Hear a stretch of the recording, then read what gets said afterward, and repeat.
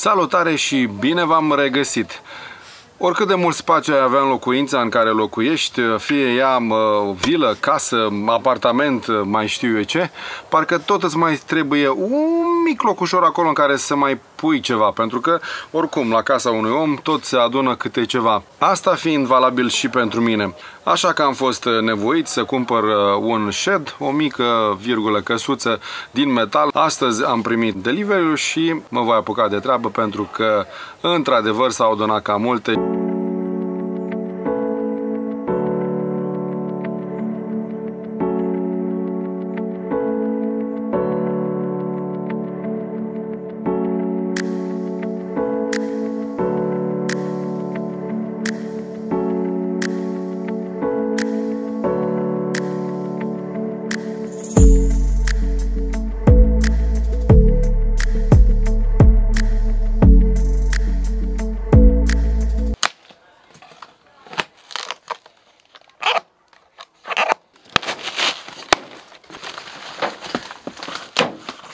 Prima cutie am desfăcut-o, acum să vedem a doua cutie. În prima cutie avem, din câte ați văzut, panourile de metal.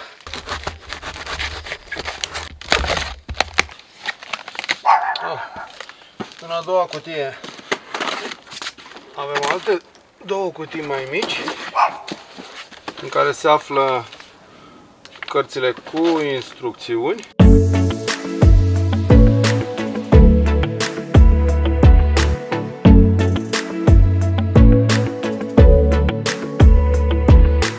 Aici avem, cred că, stâlpii de la shed, un tăritor, ceva, metale și iar metale. Bun, acum nu rămâne decât să pun mâna pe carte. Mă văd? Da. Să construim shed-ul.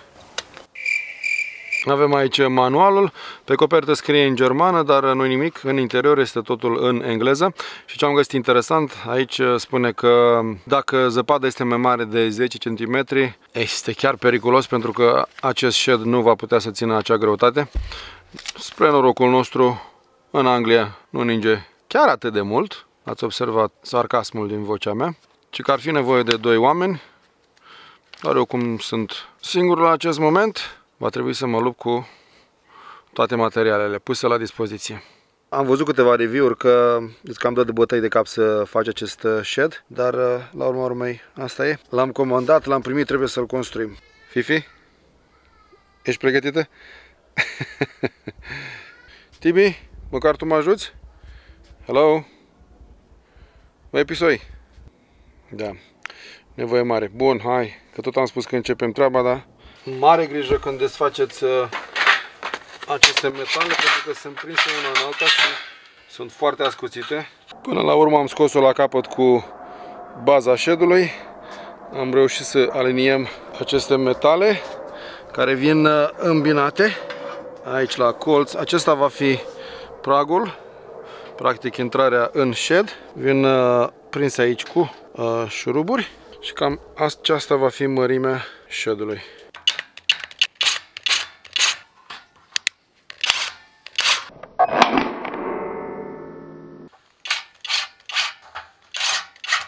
Baza shed-ului este asamblată. Am reușit să asamblez primul colț al shed-ului. Cu siguranță 2 persoane trebuie să muncească la acest shed.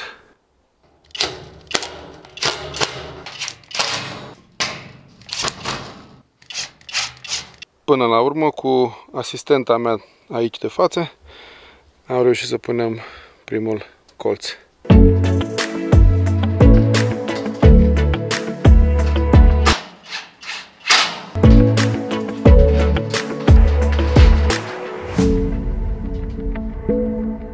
A început să plouă între timp.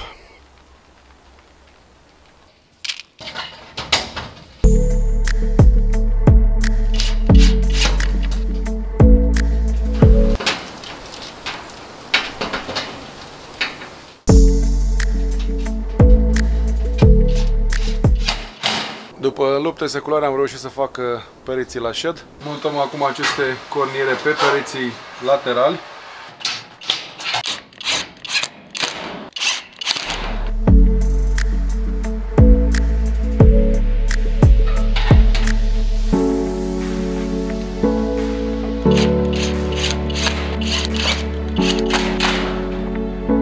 acum frame-urile de sus pentru ușă.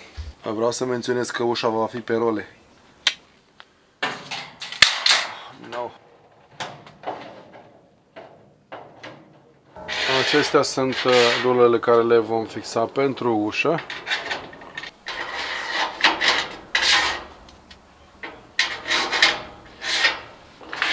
Două pentru ușa din stânga și două pentru cea din dreapta. Dacă m-ar lăsa și ploaia să-mi fac treaba, ar fi ceva.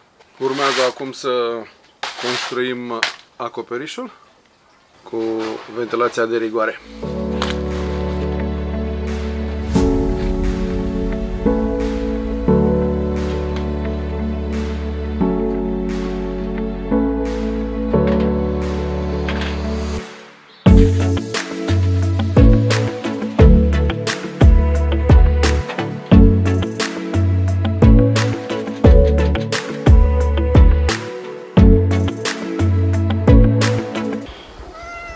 Bună dimineața, Tibi! Bună dimineața, bună dimineața! Astăzi avem o vreme mai bună. Aseară a început să plouă în continuu și nu am mai filmat nimic. Dar în schimb am reușit să pun aceste aerisiri la shed și acești căpriori, dacă pot să spun așa, din metal. Fixând aceste bucăți de metal la shed-ul s-a întărit chiar bine. Nu se mai plimbă în stânga și în dreapta și este fixat așa cum trebuie. Astăzi continuăm să punem acoperișul și în mare parte să terminăm. Mai avem de pus și ușile și poate terminăm astăzi proiectul shed. Fifi! Ce faci, fetița? Unde-i Tibi? Unde-i Tibi? Tibi! Unde-i Tibi? Caută-l pe Tibi! Ia vezi, unde-i Tibi? Tibi! După ce termin shed-ul de montat, îl vom instala în spatele grădinii, chiar acolo în partea stângă.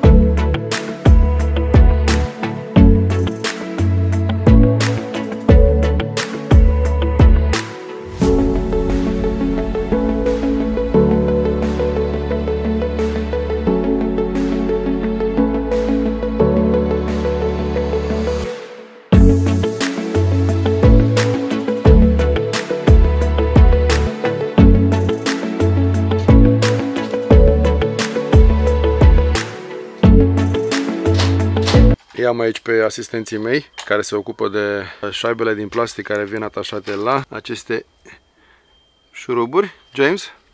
Da. Cum merge treaba? Bine. Fifi? Tu?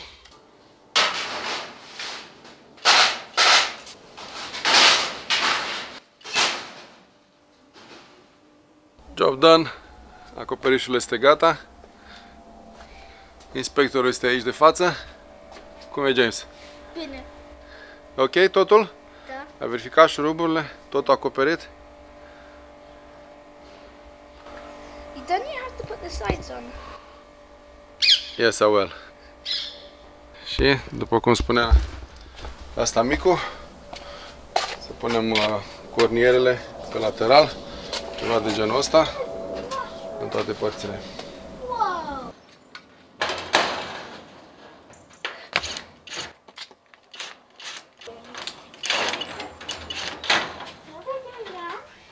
Băi, fraților, dacă n-a prins neamul 3 bucăți de metal într-un singur șurub, n-a făcut nimic, mă.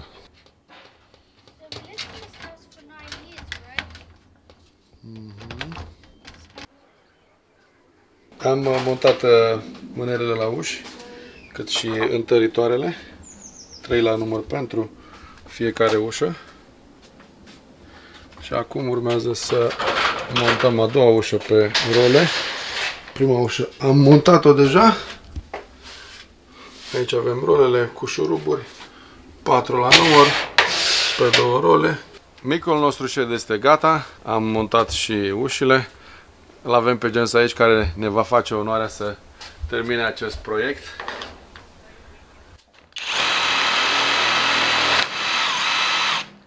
That's it. Yay. Good man. Thank you very much. Easy, easy, yeah? Cam asta este povestea shed-ului nemțesc, cumpărat de pe Amazon. Este totul montat, mai trebuie să mutăm doar în spatele grădinii. Acesta este spațiul din interior. Am să fac o măsurătoare și am să scriu și dimensiunile acestui shed. Bineînțeles că în interior voi monta rafturi. În sfârșit a ajuns shed-ul la locul predestinat. Nu este foarte greu, dar îți trebuie ajutor, cel puțin 2 persoane. Greutatea shed-ului este de 25 de kilograme. Pomeneam ceva mai devreme și de măsurătorile acestuia. Are o înălțime de 1,90 m pe 1,20 și o înălțime maximă de 1,80. La fel spuneam că voi face rafturile pe lateral, dar din cauza ușilor, rafturile le voi face pe partea din spate a shed-ului. Ca și recomandare, vă sugerez să aveți o a doua persoană cu dumneavoastră atunci când construiți acest shed, pentru că una la mână vă ia un timp mult mai scurt decât mi-a luat mie. Bine, la mine a fost și intemperiile vremii, care dintr-o zi în care puteam să termin shed-ul, am ajuns la aproape 3 zile. Așa cum spuneam, 4 mâini fac mai mult decât 2. Pentru mine shed-ul acesta este mărimea de care aveam nevoie, pentru am depozitat și alte lucruri. Desigur, sunt mai multe mărimi la diferite prețuri.